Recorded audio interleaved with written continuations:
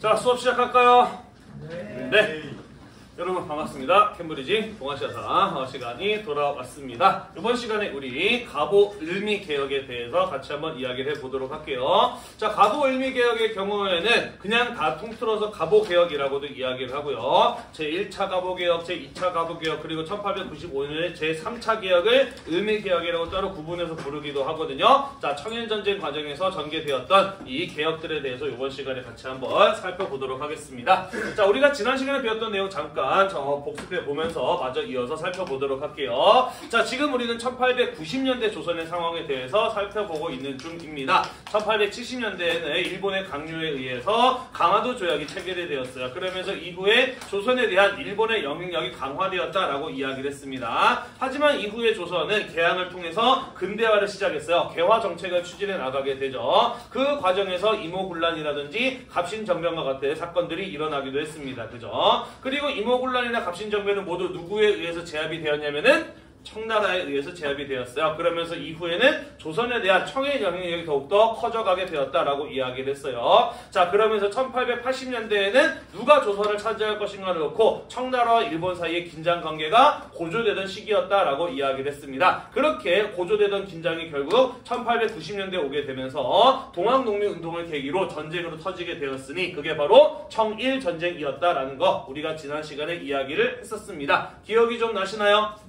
네. 자, 이 청일전쟁에서, 다시. 자, 이 일본의 경우에는 청일전쟁과 동시에 조선의 사회구조를 자신의 입맛에 맞는 형태로 바꾸려고 개혁하려고 하였습니다. 그러면서 일본의 강요에 의한 조선의 내정개혁이 이루어지게 되니 그게 이번 시간에 우리가 배울 가보을미개혁이 되겠습니다. 한편 이후에 일본의 경우에는 청일전쟁에서 승리를 하게 되면서 조선을 독차지할 기회를 얻게 되는데 이때 러시아가 그것을 막아서게 되니 그 사건이 바로 삼국간섭이라고 하는 사건이거든요. 이번 시간에 이 부분에 대한 이야기를 같이 한번 살펴보도록 하겠습니다. 같이 한번 봅시다. 자, 여러분들 교재와 그리고 화면을 보시면 크게 두 개의 부분으로 나뉘어져 있어요. 여기 왼쪽 부분의 경우에는 시간순에 따라서 사건이 전개된 내용들이고요. 여기 오른쪽 부분의 경우에는 각각의 개혁들에서 어떠한 내용들이 들어가 있었는지를 정리해 놓은 부분이라고 보시면 되겠습니다. 왼쪽 먼저 보고 그 다음에 오른쪽 내용을 살펴보는 순서로 전개해 보도록 할게요. 자, 1894년 1월 달에 고부민란을 계기로 동학농민운동이 본격적인 봉기가 일어나게 되었다라고 이야기를 하였습니다. 그죠? 자, 그리고 조선정부는 동학농민운동을 제압하기 위해서 군대를 보냈습니다만은 황룡촌 전투라든지 황토현 전투에서 농민군이 정부군에게 큰 승리를 거두게 되었다라는 거 지난 시간에 이야기를 했었죠. 그죠? 자, 그러면서 동학농민군의 경우에는 전주성을 점령하기에 이르렀다라고 이야기를 하였는데 전주성이 점령되었다라고 하는 것은 무엇을 의미한다라고 이야기를 했냐면 전라도 지역 전체가 조선 정부의 통제로부터 벗어나게 된 것을 의미한다라고 이야기를 했어요. 기억이 나시나요? 네. 자, 그래서 이 사태를 스스로 해결할 수 없었던 조선 정부는 지금까지와 마찬가지로 누구에게 도움을 요청하게 되었다? 청나라에게 도움을 요청하게 되었다. 그리고 청나라의 경우에는 이번에도 동학농민운동을 제압하고 조선에 대한 자신의 권리를 더욱더 확장시켜 나갈 수 있는 절호의 기회라고 판단했기 때문에 곧바로 조선의 군대를 보내오게 되었다라고 이야기를 하였어요. 그죠? 다만 갑신정변 이후에 청나라랑 일본 사이에서 맺어진 조약이 무엇이었나요? 텐진 조약이었어요. 그지? 그리고 텐진 조약의 핵심적인 내용은 청나라와 일본이 조선에 대한 동등한 파병권을 갖는 것이었다라고 이야기를 하였어요. 자, 그래서 청나라 군대가 조선에 들어오게 되죠. 곧바로 일본의 군대에도 이천을 통해서 조선에 들어오게 되죠. 자, 그러면서 조선에서 청나라와 일본 사이에 전쟁이 벌어질지도 모른다라는 불안감이 들었던 조선 정부는 서둘러 농민군과 협상에 나서게 되죠. 그죠? 자, 그러면서 조선 정부가 개혁을 실행해 나갈 것이니 농민군은 해산해라라는 제안이 있었고 이 양쪽의 주장이 서로 합의를 보게 되면서 농민군은 해산하고 조선정부는 교정청이라고 하는 것을 만들어서 개혁을 추진하게 되었다라고 우리가 지난 시간에 이야기를 했었습니다. 배운 기억이 좀 나나요? 네, 자 그러면서 조선정부는 이제 동학농민운동의 문제가 해결이 되었으니 청나라, 일본 모두 군대를 물릴 것을, 자기 나라로 돌아갈 것을 요구하였습니다마는 일본의 경우에는 사실 이번 기회가 청나라를 몰아내고 조선을 독차지할 절호의 기회라고 판단했다라고 이야기를 하였어요. 그죠? 그래서 자기 나라로 돌아가달라는 조선정부의 요구를 묵살하고 경복궁을 점령하고 자신의 입맛에 맞게 조선사회를 바꾸기 위해서 내정개혁을 강요하였으니 그게 바로 갑오개혁 이었다라는 거 지난 시간에 이야기를 했습니다. 다만 일본의 강요에 의해서 개혁이 이루어지는 것처럼 보이면 조선인들의 반발이 있을 수 있기 때문에 누구를 얼굴마담으로 내세웠냐면은 그렇죠. 조선인들에게 인기가 많은 흥선대원군을 얼굴마담으로 내세웠다라고 이야기를 했습니다. 하지만 흥선대원군은 실제로 하는 일은 없었다라고 이야기를 하였고요. 일본의 경우에는 자신의 의도대로 움직일 것이라고 예상이 되는 개화파 관료를 중심으로 내각, 정부를 구성하였으니 그게 바로 제1차 김홍집 내각이었다라고 이야기를 하였습니다. 온건 개화파인 김홍집을 영의정으로 하고 그 외에 다른 개혁 성향의 관료들이 이룬 정부 관료 집단, 우리는 그것을 가지고 제1차 김홍집 내각이라고 한다라는 겁니다. 그리고 제1차 갑오개혁은 바로 이들 제1차 김홍집 내각에 의해서 이루어진 개혁이었다라는 것이죠. 이해가 되시나요? 홍집 한번 나오지 않았어요? 응? 홍집 나온 적 있죠? 군국 기무처가 나온 적이 있지 않냐고? 김홍집. 김홍집 앞에서 나왔죠. 온건 개화파 할 때 김홍집 한번 여기가 나왔었지. 네. 자, 그래서 1차 김홍집 내각 때 이전에 전주 화약을 통해서 만들어졌던 교정청 폐지가 되고요. 새로운 개혁기구가 만들어지게 되니 그게 바로 군국기무처라고 하는 것이 되겠습니다. 이 군국기무처를 중심으로 1차 갑오개혁 때 시행되었던 여러 가지 개혁 법령들이 결정이 돼요. 자, 군국기무처 이런 단어를 보면은 무엇을 떠올리면 된다?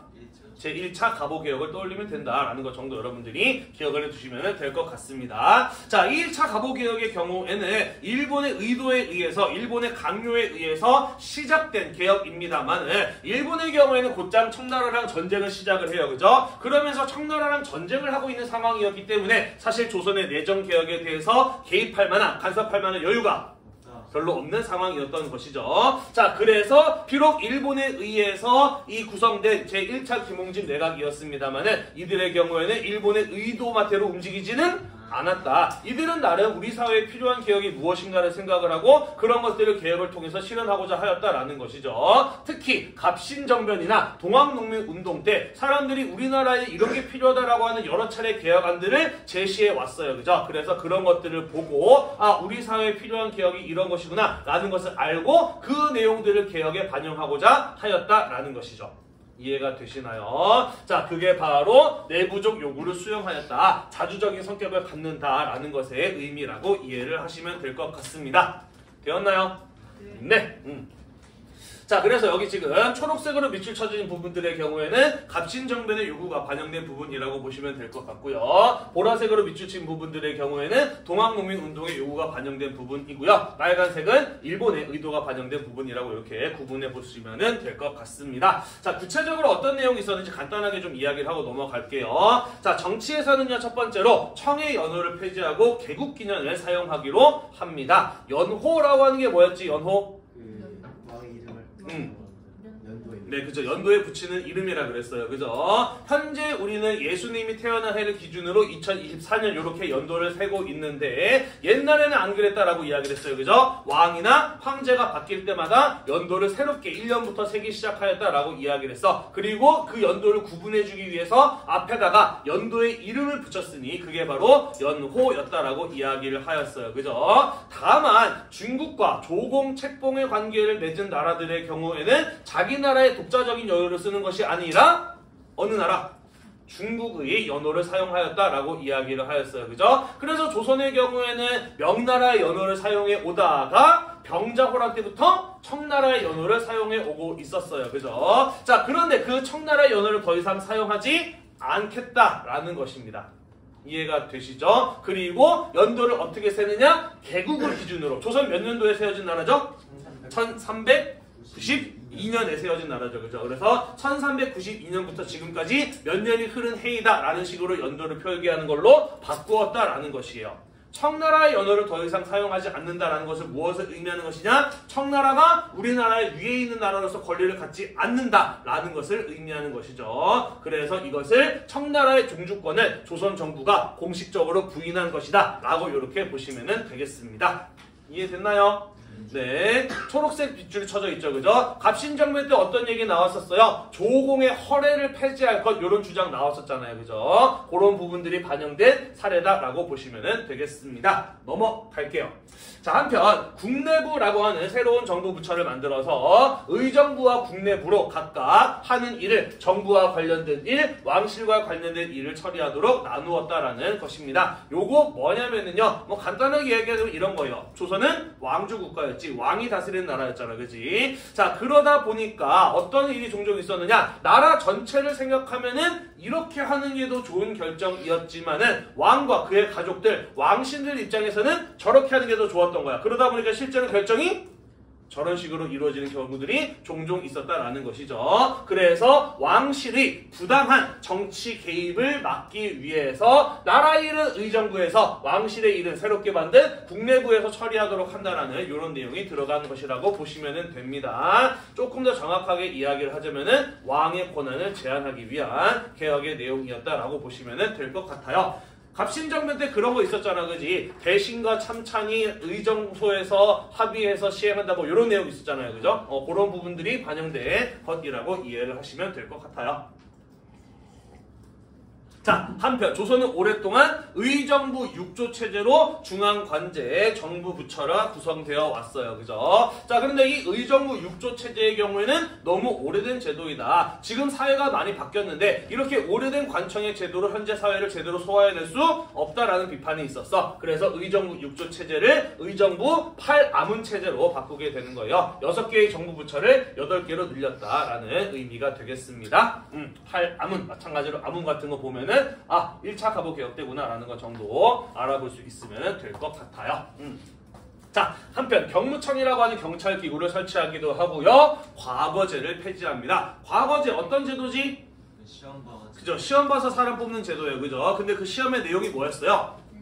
유교적인 교양과 지식을 평가하는 것이었어, 그지? 그리고 지금은 근대 사회야, 그지? 앞으로 우리는 산업혁명 이후의 서양 유럽 국가들처럼 발전해 나가야 될 시점이다라는 것이지, 이러한 상황에서 유교적인 교양과 지식이 그렇게 중요한가요? 사실 그렇지는 않아요, 그죠? 나라를 위해서는 그거보다는 더 중요한 능력을 보고 사람을 뽑아야 되는 거잖아요, 그죠? 그래서 과거 제도가 폐지가 되고요, 신분에 관계없이 능력에 따라 인재를 뽑으려는 이러한 모습이 이후에 나타나게 되었다라는 겁니다. 이런 부분들의 경우에는 뭐 갑신정변이나 동학농민운동 때 나왔던 다양한 요구들이 반영된 결과라고도 볼 수가 있겠네요. 자, 한편 경제 분야에서는요, 재정기구를 탁지아문으로 일원화한다라는 이런 내용이 들어가 있었습니다. 뭔 소리냐? 자, 갑신정변 때 이런 주장이 있었어요. 재정에 관한 모든 것을 호조에서 관할하도록 한다라는 이런 내용 들어가 있었습니다. 기억이 나시나요? 그러면서 선생님이 이런 설명을 했죠. 원래 나라의 돈 관리는 의정부 6조 가운데 호조에서 다 하게 되어 있었는데 임진왜란 이후에 이런저런 일들이 터지게 되면서 여기서도 세금 걷고 저기서도 세금 걷는 이런 일들이 벌어지게 되었다. 그러다 보니까 중복으로 세금을 걷는 일들이 벌어지기도 하고, 세금을 걷고 돈 관리하는 곳이 여러 곳이다 보니까 효율적으로 돈 관리가 안 되기도 하고 중간에 빼먹는 사람도 많았다라는 이런 비판이 있었다라는 거 이야기를 했잖아요. 그죠?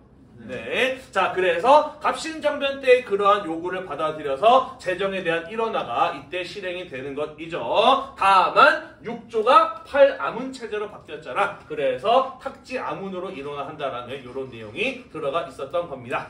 이해가 되시나요? 네, 그런 변화가 있었다라는 거예요. 자, 한편 조세의 급납제가 시행이 됩니다. 조세 급납제란 뭘 의미하는 것이냐면은 세금을 돈으로 내게 하는 제도가 시행되었다라는 것이에요. 자, 왜 세금을 돈으로 내게 하는 제도가 시행되느냐? 여러분, 세금을 쌀로 내는 게 편한가요? 돈으로 내는 게 편한가요? 돈으로 내는 것이 더 편해요. 그죠? 세금을 쌀로 걷는 게 편한가요? 돈으로 걷는 게 편한가요? 돈으로 걷는 게 훨씬 편하죠. 그죠? 중간에 세금을 떼먹어야 되는 부패와 관리들 입장에서는 돈이 편할까? 쌀이 편할까? 돈? 쌀이 훨씬 편하죠. 그죠? 왜냐면 쌀은 정확하게 단위를 나누기가 좀 어려운 그런 측면들이 있잖아. 자, 그래서 세금을 잘 내게 하고 세금을 잘 걷고 중간에 세금을 중간에 빼먹는 이런 일들을 방지하기 위해서 세금을 돈으로 납부하게 하는 조세 급납제 같은 것들이 시행이 되었다라는 것이에요. 이해가 되시죠? 네. 자, 한편 제1차 가보개혁 때부터 은본위 화폐 제도가 채택이 됩니다. 자, 은본위 화폐 제도란 무엇이냐? 실버를 화폐의 기본 단위로 사용하는 제도를 가지고 은본위 화폐 제도라고 이야기를 합니다. 자, 지금까지 조선에서 주로 사용되었던 동전은 뭘로 만든 거였지? 구리로 만든 거였죠. 그죠?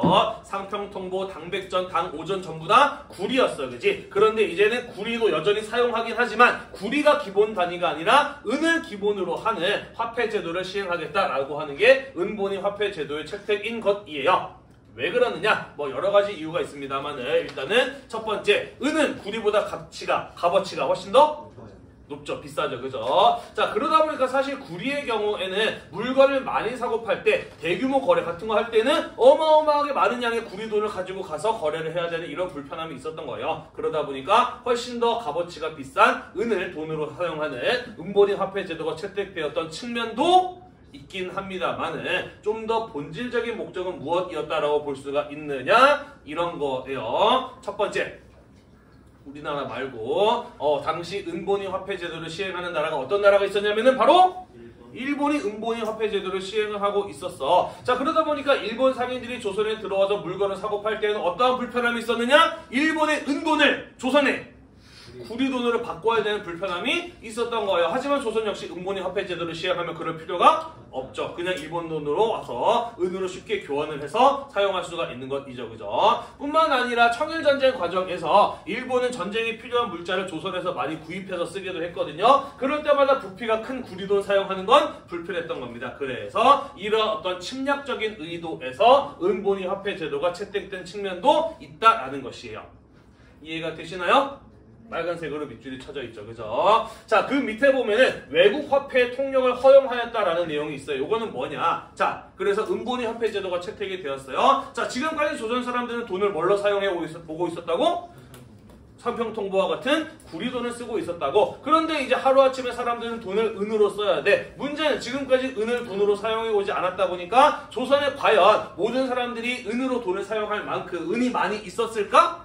없었다라는 거죠. 그죠? 그래서 조선의 돈이 부족한 상황이기 때문에 외국 화폐들 가운데 은으로 된 돈이 있으면 조선에서 조선 화폐처럼 사용할 수 있도록 허용하는 이런 내용이 들어가 있었던 겁니다. 문제는 어떤 나라가 돈을 은으로 만들어서 쓰고 있었다고? 일본. 그러니까 일본 상인들은 우리나라에 들어와서 환전 같은 거 할 필요 없이 일본 돈으로 그대로 우리나라 돈처럼 사용할 수 있는 이런 길이 열리게 된 것이었다라는 것이에요. 이해가 되나요? 이런 일본의 침략 의도가 반영된 개혁의 내용들도 있었다라는 것이에요. 도량항의 통일, 이때 이제 조선은 미터법 같은 것들을 도입하려고 합니다. 근데 사실 잘 안 돼요. 아, 그랬구나 하고 넘어가시면 됩니다. 자, 사회 분야 가보도록 할게요. 공노비, 산노비의 제도를 모두 폐지합니다. 자, 노비제가 폐지되었다라고 하는 것은 무엇을 의미하는 것일까? 신분제의 폐지라고 볼 수가 있겠죠. 그죠? 갑신정변 때에도 인민이 평등한 권리를 갖는 제도를 만든다라는 내용이 있었고, 동학농민운동 때에도 노비 문서를 불태운다, 소각한다, 이런 내용들 있었잖아요. 그죠? 그런 부분들이 반영된 것이라고 보시면 되겠네요. 자, 이 노비제의 폐지, 신분제의 폐지 같은 경우에는 과거제의 폐지라든지 아니면 군국기무처와 더불어서 제1차 가보개혁임을 알아볼 수 있는 키워드로 종종 출제가 되니까 잘 기억을 해두도록 합시다. 다만 여기서 말하는 신분제의 폐지는 어디까지나 법적 폐지였어요. 법적 폐지였다. 무엇 의미하는 것일까? 그렇죠. 법으로 신분제가 폐지됐다고 해서 어제까지만 하더라도 대감마님 이렇게 부르던 노비가 하루아침에 야 임마! 이런 식으로 부르지는 못했다라는 거예요. 오랫동안 신분제도가 이어져 왔기 때문에 하루아침에 사회의 모습이 바뀌지는 않았다. 선생님 부모님 세대들만 하더라도 이런 얘기 종종 하셨었어요. 나 어렸을 때만 해도 부잣집에는 노비들이 몇 명 있었다라는 이런 얘기 하시기도 하거든요. 우리나라의 신분제도의 모습은 대략 한 6.25 전쟁까지도 어느 정도 유지가 되었다라고 이야기를 하더라고요. 자, 아무튼 노비제 폐지가 되었습니다. 연좌법이 폐지되었다. 연좌법 또는 연좌제라고 하는 게 무엇일까요? 아빠가 아들도 받고 그렇죠. 나의 잘못으로 인해서 나와 관련된 혹은 나의 가족들이 함께 처벌받을 수 있는 것을 가지고 연좌제 또는 연좌법이라고 이야기를 하죠. 사극에 보면은 대역죄인들한테 삼족을 멸하라라는 이런 표현들 나오잖아. 들어봤니? 네. 삼족을 멸하라 뭐냐면은 나의 가족들 다 죽이고 우리 아빠 가족들 다 죽이고 우리 할아버지 가족들 다 죽이는 거. 요게 삼족을 멸하는 거예요. 아니면은 아빠 가족, 우리 가족, 아들 가족 요렇게 세 가족을 죽이는 걸 삼족을 멸한다라고 이야기를 합니다. 요런 게 연좌제, 연좌법이라고 하는 거예요. 내가 잘못하지도 않았는데 우리 가족의 잘못 때문에 내가 목숨을 잃을 수 있다라는 거 이거 옳지 않다. 그죠? 서양의 유럽 국가들에서는 이런 거 당연히 개인에 대한 권리의 침해라고 생각을 하고 진작에 없어졌다라고 하는 비판이 있었어요. 그러면서 이런 거 폐지하는 내용들이 들어가 있었다라는 겁니다. 조혼이 금지돼요. 조혼이 뭔가요? 일찍 결혼하는 거. 조선시대 때 결혼 정년기는 한 15세, 16세로 봤거든요. 하지만 때로는 부모의 강요에 의해서 9살부터 한 14살 정도의 어린 아이들이 결혼을 하는 경우들도 있었습니다. 나의 의사와 무관하게 결혼하는 거 아니에요. 그죠? 이런 것들도 개인의 권리에 대한 침해라고 볼 수가 있잖아요. 이런 것들 금지되기도 하였다라는 겁니다. 자, 한편 동학농민운동 때 이런 요구들이 있었어요. 청춘 과부의 재가를 허용할 것 이런 요구 있었습니다. 그죠? 과부, 남편 잃은 여성이었다라고 이야기를 했잖아. 그리고 여성이 혼자서 사회생활 하기는 무척이나 힘든데 조선시대 같은 경우는 유교 성리학 국가이다 보니까 여성의 재혼이 사실상 금지되어 있었어요. 그죠? 그래서 그런 것들을 허용하는 이런 법적인 내용들이 들어가 있었던 거 그게 바로 제1차 가보개혁의 내용이었다라는 것입니다. 내용 쭉 살펴보니까 나름 조선에 있을 만한 이유가 있는 법안들이었나요? 그렇네요. 그죠? 아까도 이야기했듯이 비록 일본의 강요에서 이루어지긴 했지만 어쨌든 나름 조선에 필요한 근대적인 개혁의 내용들이 꽤 들어가 있기는 했다라는 것입니다. 넘어갈까요? 네. 자, 그러다가 일본의 경우에는 청일전쟁을 시작을 했죠. 자, 경복궁 점령한 이후에 청일전쟁을 시작을 했죠. 자, 그리고 일본군이 경복궁을 점령하고 전쟁을 벌였다라는 소식이 들려오게 되자 전주 화약 이후에 해산했던 농민군, 그들을 이끌었던 전봉준 같은 사람들은 이번에는 우리가 나라를 구하기 위해서 다시 일어나야 될 때가 아닌가라는 생각을 하였다라는 거 지난 시간에 이야기를 하였어요. 그죠? 자, 그러면서 전라도 지역의 동학조직인 남접뿐만 아니라 충청도 지역의 동학조직인 북접까지 함께 힘을 합해서 봉기를 일으켰으니 그게 바로 2차 봉기, 반외세 봉기였다라고 이야기를 했어요. 기억이 나나요? 네. 자, 그리고 이들의 경우에는 서울로 올라가서 일본군을 몰아낼 계획을 가지고 있었고 그대로 실행에 옮깁니다. 그죠? 자, 하지만 공주 우금치에서 일본군과 만나서 전투가 벌어졌고 거기에서 큰 패배를 당하게 되었다라는 거 이야기를 했습니다. 그죠? 자, 그러면서 일본의 경우에는 일단은 조선의 백성들의 반발을 억누르는 데 성공하였다라는 것이죠. 두 번째, 자 1894년 한 6월에서부터 8월달까지 청일전쟁에서 결정적인 전투가 몇 군데에서 있었어요. 안산 앞에서 풍도해전, 그리고 서해바다에서 황해해전, 그리고 북한의 평양 지역에서 평양전투 이런 것들이 있었거든요. 그리고 이 결정적인 몇 가지 전투에서 일본이 모두 승리를 거두게 됩니다. 그러면서 94년 11월쯤 오게 되면은 조만간 전쟁이 일본의 승리로 끝날 것이 예상이 되는 이런 상황이 펼쳐지게 되었다라는 것이에요. 이해가 되시죠? 자, 그러다 보니까 전쟁에 신경 쓰느라고 개입을 많이 하지 못했던 일본, 이제는 조금 조선의 내정 개혁에 간섭할 만한 여유가 생긴 겁니다. 그죠? 자, 그러면서 조선 내정에 적극적으로 간섭을 하기 시작을 하면서 새로운 개혁이 추진되었으니 그게 바로 제2차 가보개혁이었다라는 것이에요. 자, 그러면서 일본의 경우에는 자기의 의도대로 움직이지 않았던 군국기무처, 1차 가보개혁의 개혁기구죠. 군국기무처를 폐지하고요. 일본에서 누구를 데리고 오냐면은 박영효라고 하는 사람을 데리고 옵니다. 들어본 기억이 있나요? 박영효? 없나요? 네, 이 사람은 김옥균과 더불어서 갑신정변을 주도했던 급진개혁파입니다. 그리고 갑신정변이 실패로 끝나고 난 이후에 일본으로 망명을 가서 오랫동안 일본 정부의 보호를 받아왔던 사람이에요. 그러다 보니까 아무래도 일본과 친한, 일본과 가까운 성향의 인물이라고 볼 수가 있는 것이죠. 그리고 일본은 이 사람이 우리의 의도대로 움직여줄 것이다 라는 기대하에 이 박영효를 일본에서 조선으로 데리고 와서 김홍진 내각에다가 심어넣었습니다. 되었습니다. 저 내무 대신으로 임명을 하게 되어 자 그러면서 여전히 최고 관리는 총리 대신이었던 김홍집이었습니다만은 실제로 정치적인 파워는 박영호가 훨씬 더 강한 새로운 내각이 구성이 되니 그게 바로 김홍집, 박영효 연립 내각의 구성이었다라는 것이에요. 네, 이거 보면은 2차 가보개혁 떠올리시면 된다라는 소리입니다. 자, 그러면서 박용효가 주도하는 새로운 개혁이 추진되었으니 그게 바로 제2차 가보개혁이었습니다. 자, 어떤 내용들이 있었느냐 이런 것들이 있었어요. 자, 일본의 경우에는 고종에게 나라를 이렇게 바꾸라라고 한 20가지 정도를 제시를 합니다. 자, 그리고 그런 일본의 압력을 받아서 고종은 그 중에 한 14개 정도를 받아들여서 앞으로 우리나라를 이렇게 바꾸겠다라고 발표를 해요. 그게 바로 홍범 14조라고 하는 개혁안이 되겠습니다. 마찬가지로 홍범 14조 이런 걸 보면은 뭘 떠올리면 된다?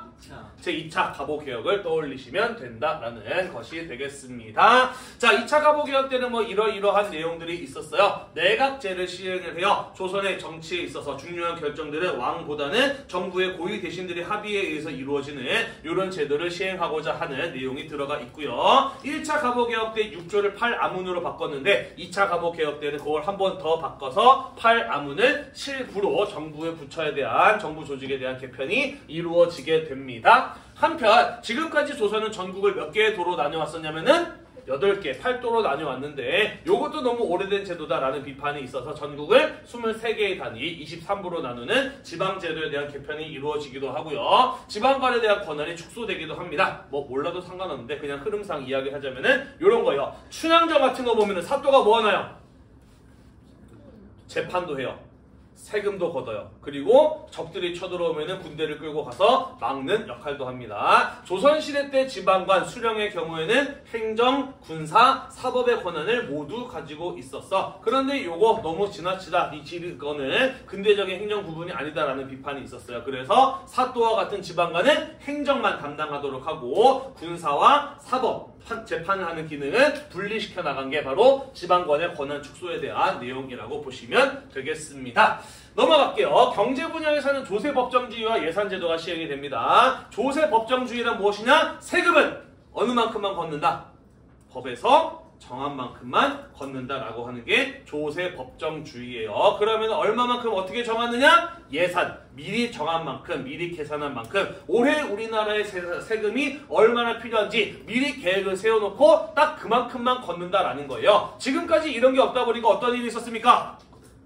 필요할 때마다 자기들 마음대로 조선의 백성들에게 지나치게 과도한 세금을 걷는 이런 문제들이 있어 왔던 거 아니에요. 그죠? 그런 거에 대한 개혁의 내용이라고 보시면 될 것 같습니다. 한편 근대적인 교육을 통해서 조선의 나라를 새롭게 세우겠다라는 계획이 발표가 돼요. 그게 바로 무엇이냐면 교육 입국 조서의 반포라고 하는 거예요. 근대적인 교육을 실행하려면 뭐가 필요한가요? 새로운 학교도 있어야 되지만 새로운 교육이 이루어지려면 새로운 학교와 새로운 선생님, 스승들도 있어야 되죠. 그죠? 그래서 근대적 교육을 담당할 교사를 양성하기 위한 한성 사범학교 같은 것들이 세워지기도 하고요. 외국어를 가르치기 위한 학교를 만들고자 합니다. 그러면서 외국어 학교와 관련된 제도에 대해서 발표하는 이런 내용이 들어가기도 해요. 자, 아까 지방관의 권한이 축소가 되면서 사법권이 분리되었다라고 이야기를 했잖아요. 그러면서 재판을 하기 위한 재판소 따로 만들어지고요. 재판소에서 재판을 한 법관들을 양성하기 위한 새로운 규정 같은 것들이 만들어지기도 합니다. 방금 선생님이 뭐라고 이야기를 했냐면은 청일전쟁이 끝나가면서 일본이 좀 여유가 생겼고 그러면서 일본이 조금 더 적극적으로 개입하면서 일본의 의도들을 조금 더 의도적으로 잘 움직여줄 거라고 예상이 되는 박영효가 주도한 개혁이었다라고 이야기를 했습니다. 내용들 살펴보니까 일본의 침략을 쉽게 만들어주는 이런 내용들보다는 사실은 실제로 그렇죠. 우리 사회에 필요한 근대적인 개혁이었구나라는 생각들이 들지 않나요? 맞아요. 그죠? 일본의 강요에 의해서 시작된 개혁이긴 했지만 박영효의 경우에도 나름 자기의 머릿속에 우리 사회를 위해서 필요한 개혁이 무엇이었는가에 대한 계획이 있었던 겁니다. 그리고 그러한 내용들이 2차 가보개혁에서 여럿이 반영이 되기도 하였다라는 것이죠. 박영효도 꼭 일본의 의도대로 움직여준 것은 아니었다라는 겁니다. 문제는 나름 필요한 좋은 내용들이 많이 들어가 있는 개혁이었는데 이후에 전개되는 상황 때문에 거의 대부분 종이 위의 개혁으로 끝나는 일들이 많았다라는 거예요. 종이 위의 개혁으로 끝났다는 게 무엇을 의미하는 것인가요? 그렇죠. 법을 만들고 시행하겠다라고 발표를 했지만 현실 사회에 제대로 반영되지는 못했다라는 것이죠. 그죠? 그러면 여기서 말하는 이후에 전개되는 상황이란 무엇이냐? 자, 자는 사람들 늦어 또 봅시다. 정신 좀 차려 볼게요. 자, 지금부터 배우는 내용이 진짜 중요해요. 물론 가보개혁 이번 시험에 정말 많이 나왔어요. 지금까지 선생님이 이야기한 부분들도 정말 출제가 많이 됐는데 여기 부분 중요해요. 지금까지 선생님이 이런 긴 얘기를 한 거는 지금부터 배우는 내용을 가르치기 위한 어그로였습니다. 잘 볼게요. 지금부터 좀. 중요해요. 자, 1895년 4월 결국 청일전쟁은 일본의 승리로 끝이 나게 되었습니다. 그러면서 청나라의 대표와 일본의 대표가 부산에 가까운 항구 도시 있어요. 시모노세키라고 하는 곳에서 만나서 청나라와 일본과의 전쟁, 청일전쟁을 마무리 짓기 위한 조약을 맺게 되니 그게 바로 시모노세키 조약이었습니다. 무엇을 위한 조약이었다고? 청일전쟁을 끝내기 위한, 마무리 짓기 위한 조약이 맺어지게 되었으니 그게 바로 시모노세키 조약이었다라는 것이에요. 한자로는 하관 또는 마관이라고도 씁니다. 욕 아니에요. 시모노세키가 욕은 아닙니다. 자, 이 시모노세키 조약에 어떤 내용이 들어가 있었느냐? 첫 번째, 청나라는 조선이 완전한 자주국임을 인정한다라는 내용이 들어가 있습니다. 자, 조선을 완전한 자주국임을 인정한다라고 하는 게 무엇을 의미하는 것일까? 그렇죠. 청나라는 조선에 대한 권리를 그렇죠. 가지고 있지 않다라는 것을 인정한 거예요. 그죠? 좀 더 쉽게 말하면 이것으로 인해서 청나라는 조선에 대한 모든 권리를 포기하고 손 털고 떠나게 되었다라는 것을 의미한다는 겁니다. 그래서 청일전쟁을 통해서 일본은 청나라를 조선 땅에서 완전히 쫓아내는데 성공하였다라는 것이에요. 전쟁에서 졌기 때문에 청나라는 일본에게 배상금을 지불해야 됐습니다. 약 은 2억량 정도를 지불했다라고 해요. 몇 가지 자료 찾아보면서 이게 오늘날 가치로 얼마 정도 되는지 좀 알아보려고 했는데 자료를 못 찾았어요. 그래서 선생님이 대충 계산해 봤더니 한 10조? 한 11조 정도 되는 막대한 배상금일 것 같더라고요. 정확하진 않습니다만은 대략 한 그 정도 계산이 되는 것 같아요. 자, 한편 전쟁에서 이긴 일본 청나라에게 어디를 내놔라 라고 이야기를 했냐면 타이완과 랴오뚱반도를 내놔라 라고 이야기를 했습니다. 타이완과 랴오뚱반도가 어디냐 들어는 봤나요? 대충은 알죠, 그죠? 자, 간단하게 좀 지도를 그려서 좀 설명을 해보도록 할게요. 아, 지도 오랜만에 그리네. 다 어딘지 알아보겠죠, 그죠? 타이완 어딘가요? 네, 여기 그죠? 오늘날 대만, 여기가 바로 타이완이죠, 그죠? 자, 그 다음에 랴오뚱반도는 어디냐면은 여기 한자로는 요동반도라고 하는 곳이 여기가 바로 랴오뚱반도입니다. 일본은 왜 여기 내놔라 라고 이야기를 했을까? 뭐 하기 좋은 곳일까요?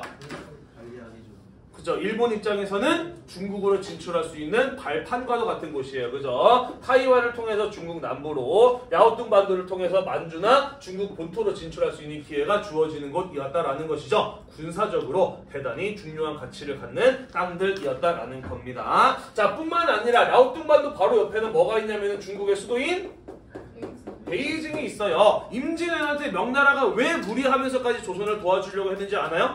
바로 랴오뚱반도를 일본이 먹는 일을 막기 위함이었어. 랴오뚱반도는 중국 사람들이 오랫동안 베이징이 울타리라고 생각해왔던 곳이거든요. 따라서 이 랴오뚱반도의 경우에는 군사적으로나 정치적으로도 굉장히 중요한 가치를 갖는 땅이었다라고 볼 수가 있습니다. 자, 뿐만 아니라 이 랴오뚱반도의 경우에는요, 여기 지도에도 나와 있듯이 육지에서 바다 쪽으로 길쭉하게 삐쭉 나와 있는 땅이에요. 그러다 보니까 사실 이 랴오뚱반도의 경우에는 백길로도 해상 무역로로도 상당히 중요한 가치를 갖는 땅이거든. 다시 말해서 경제적 가치도 대단히 뛰어난 땅이었다라고 볼 수가 있는 겁니다. 그래서 정치적으로, 군사적으로, 경제적으로 다 중요한 땅이었기 때문에 일본이 내놔라고 이야기를 했고 전쟁에서 진 청나라는 그것을 일본에게 넘겨줄 수밖에 없었다라는 거예요. 중요하다고 했잖아.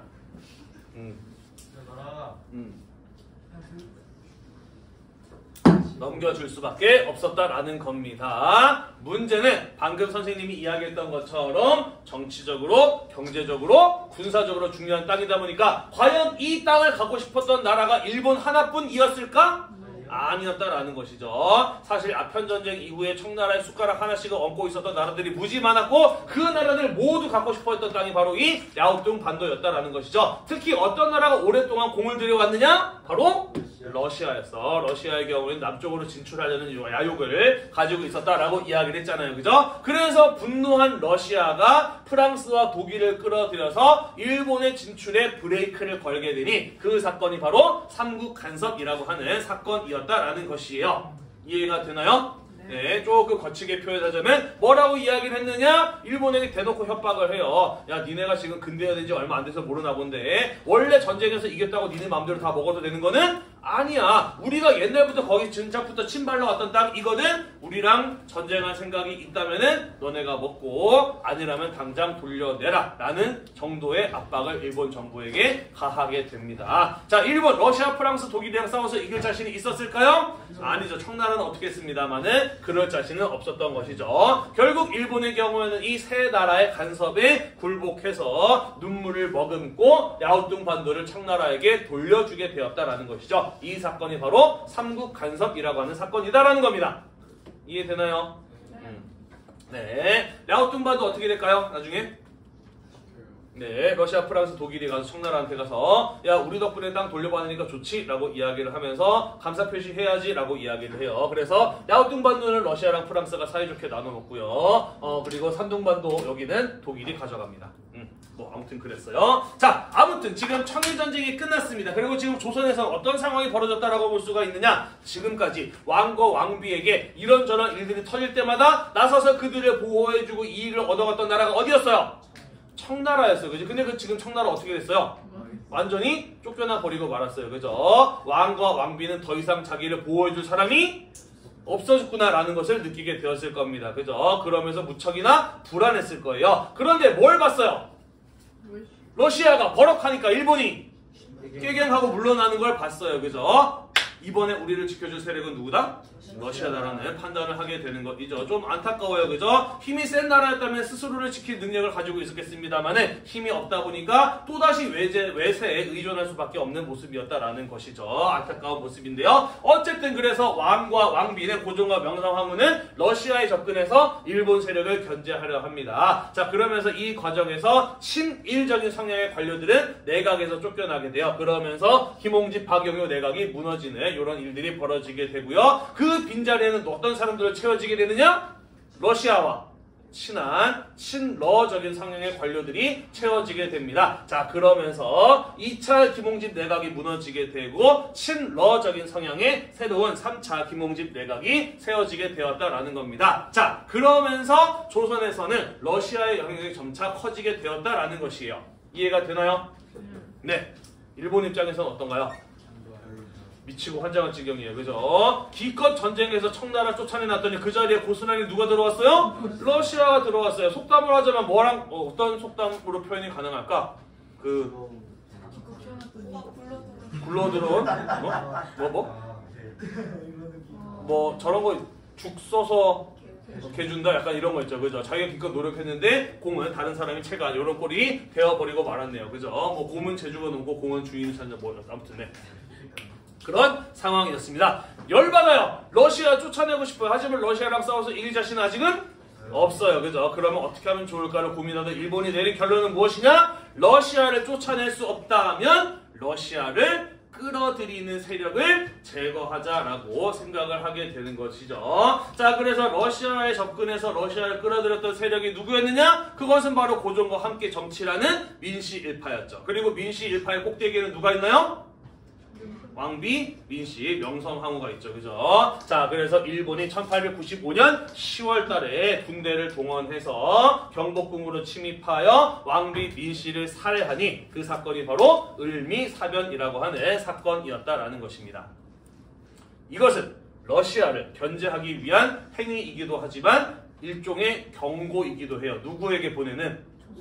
고종에게 보내는. 너도 말 안 들으면 죽을 수 있어라고 하는 경고인 것이기도 해요. 그죠? 자, 그러면서 고종의 경우에는 일본으로부터 생명의 위협을 느끼게 되는 것이고 일본이 시키는 대로 또 할 수밖에 없게 되는 겁니다. 그죠? 자, 그러면서 친러 내각 다시 무너지게 되고 그 자리에는 다시 친일적인 관료가 들어오게 되면서 4차 김홍집 내각, 친일적인 새로운 내각이 구성이 되는 것이고요. 이후에 일본은 2차 가보개혁 때 미처 못했던 내용들 마저 실행을 하게 됩니다. 그게 바로 1895년 을미년에 시행이 된 을미개혁 3차 개혁이었다라는 것이죠. 자, 어떤 내용이 들어가 있었는지 잠깐 보고 다시 돌아오도록 할게요. 자, 첫 번째, 을미개혁 때부터 우리나라는 태양력을 사용하기 시작을 합니다. 그 전까지는 우리나라 어떤 달력 쓰고 있었냐면은 음력 달력 쓰고 있었어요. 하지만 을미개혁 때부터 양력 달력을 사용을 하기 시작을 합니다. 그러면서 연호를 바꿔요. 건양이라고 하는 연호를 사용하는데 태양력을 사용하기 시작하였다라는 의미의 연호가 되겠습니다. 건양이라고 하는 새로운 연호를 사용을 해요. 그리고 군제를 개편을 해서 중앙군으로는 친위대, 지방군으로는 진위대 같은 것들을 설치하기도 하고요. 단발령을 실시하기도 합니다. 단발령이 뭔가요? 머리를 그렇죠. 서양인 스타일로 짧게 자르는 걸 단발령이라고 이야기를 하죠. 자, 그러면서 고종부터 먼저 머리를 서양식으로 자르고요. 그리고 머리카락을 서양식으로 자르라는 명령이 내려지게 됩니다. 그러면서 여기 보는 것처럼 길 가다가 아직도 머리 안 자른 사람도 있으면 그 자리에 잡혀가지고 머리카락이 잘리는 뭐 이런 일들이 나타나기도 해요. 단발령, 태양력 사용 이런 것들 을미개혁을 짚어낼 수 있는 대표적인 키워드로 종종 나오니까 기억해 두도록 합시다. 뭐 우리가 지금 생각하기에는 머리 짧게 자르는 게 그게 뭐라고 라고 생각할 수 있지만 문제는 당시 조선을 살아가고 있었던 특히 양반 유생들의 경우에는 그렇죠. 신체 발부는 수지 부모다라고 이야기를 하면서 머리카락 하나도 부모로부터 물려받아 소중한 것이라고 생각을 했어. 그러다 보니까 조선시대 사람들은 전부 다 어떤 머리 하고 살았어요? 안 잘랐어요. 그죠? 결혼하기 전까지 길게 땄다가 남자는 결혼을 하면은 상투를 틀고 여자는 가채라고 해가지고 머리에 꼬아가지고 머리 위로 올리는 이런 머리들을 했잖아요. 그죠? 그런 사람들한테 머리카락을 자르라라고 하는 것은 아직까지 도저히 받아들일 수 없는 내용들이었다라는 것이죠. 그러다 보니 보수적인 양반 유생들을 대표하는 아이콘 최익형 같은 사람은 뭐라고도 이야기를 하느냐? 머리카락 자를 바에는 차라리 내 머리를 잘라라라는 이런 말을 남기기도 합니다. 물론 머리를 자르지는 않아요. 네. 자, 요런 내용들이 을미개혁의 내용입니다. 자, 그 다음에 천연두라는 전염병을 예방하기 위해서 종두법이라고 하는 예방접종이 시행되기도 해요. 소학교, 초등학교 이때 설치가 되기도 하고요. 갑신전변 때 우정총국 축하연을 이용을 했잖아. 그래서 원래 1884년부터 시작된 우편사무가, 우편제도가 중단되었다가 1894년부터 다시 시작이 되는 이런 모습이 을미개혁 때 나타나기도 합니다. 됐나요? 네. 자, 그런데 봅시다. 지금 1895년에 어떤 일이 벌어졌어요? 왕비가 일본 손에 의해서 죽었어요. 그죠? 조선의 백성이라고 한다면 누구나 분노할 만한, 슬퍼하고 분노할 만한 일이죠. 그죠? 게다가 이런 단발령 같은 것들은 당시 조선 사람들이 받아들일 준비가 안 돼 있는 것들이었다라고 이야기를 했어요. 그죠? 자, 그래서 이러한 것들이 겹치게 되면서 분노한 조선의 양반 유생들을 중심으로 일본에 맞서는 항일의병이 일어나게 되니 그것이 바로 을미의병이라고 하는 것이 되겠습니다. 나중에 항일의병 파트 가게 되면서 좀 더 자세하게 이야기를 할 거예요. 자, 그러면서 서울을 장악하고 있었던 일본군들의 경우에는 지방 곳곳으로 의병들을 제압하기 위해서 내려가게 됩니다. 그러면서 궁궐과 고종에 대한 감시가 잠시 소홀해지게 되어 그러자 고종은 잽싸게 어디로 탈출을 하느냐? 러시아 공사관으로 피신을 하게 됩니다. 우리는 이 사건을 가지고 무엇이라고 이야기를 하느냐? 아관 파천이라고 이야기를 해요. 러시아 공사관으로 파천, 긴급한 일이 생겨서 왕이 피신하는 일이라고 해서 아관 파천이라고 이야기를 합니다. 아이고 힘들어. 1896년의 일이에요. 자, 일본의 생명을 느끼고 있었던 고종이 러시아 공사관으로 피신했습니다. 왜 하필 러시아 공사관으로 피신했을까?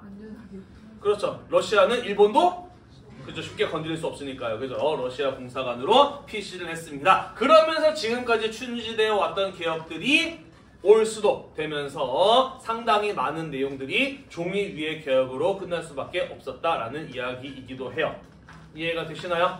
네. 자, 우리 이렇게 해서 쭉 이어서 갑오을미개혁에 대해서 이야기를 해보았습니다. 마지막으로 이 갑오을미개혁의 역사적인 의미에 대해서 이야기를 하고 마치도록 할게요. 자, 비록 일본의 강요에 의해서 시작된 개혁이었습니다만은 그 내용들을 살펴보면 나는 어떤 내용들이 있었어요?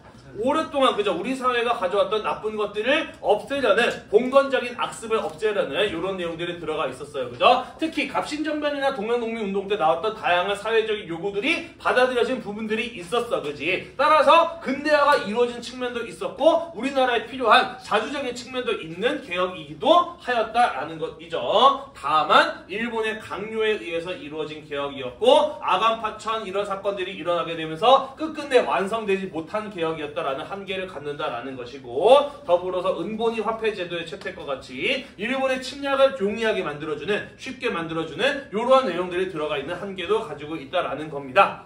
무엇보다도 큰 한계는 무엇이었느냐? 우리가 단발령에서 보았다시피 아직까지 사실 이러한 변화를 조선의 대부분의 사람들은 받아들일 준비가 되어 있지 않았어요. 그죠? 게다가 그것이 조선 자체적으로 추진해 나간 것이 아니라 누구에 의해서? 일본의 강요에 의해서 이루어진 것이고 을미사별 같은 것들이 이루어지다 보니까 조선의 백성들은, 민중들은 이런 것을 받아들이려고 하지 않았다라는 겁니다. 그러다 보니까 사실 법은 바뀌었어도 사회 전체의 모습이 바뀌지는 않는 이런 어떤 한계를 가질 수밖에 없었다라는 것이에요. 마지막으로 정말 조선에 필요한 개혁은 무엇이었느냐? 농민 백성들을 괴롭게 만드는 토지제도에 대한 개혁들, 외세의 침략을 막아낼 수 있는 군사제도에 대한 개선, 외세의 경제적 침투를 방어할 수 있는 상공업의 발전, 이런 것들이 필요했는데 사실 개혁의 내용들을 보면은 이런 부분들은 별로 눈에 띄지 않는다라는 것이죠. 왜? 일본 입장에서는 식민지로 만들어야 되니까요. 그죠? 땅을 뺏어야 되고 군사적으로 침략을 해야 되고 일본의 물건을 조선에 팔아먹어야 하는 입장이었기 때문에 사실 정작 필요한 개혁의 내용들 중에 정말 필요한 것들이 몇몇 개 빠져있는 이러한 한계를 갖기도 한다라는 이야기가 되겠습니다. 이해가 됐나요? 네. 자, 고종이 러시아 공사관으로 피신을 하고 난 이후에 어떤 상황이 벌어지게 되었느냐, 그 내용은 우리가 다음 시간에 마저 이어서 살펴보도록 하겠습니다. 오늘도 공부하러 대단히 고생이 많으셨고요. 이 수업이 여러분들의 공부에 도움이 되셨다면 구독과 좋아요 잊지 말고 눌러주세요. 수고했습니다.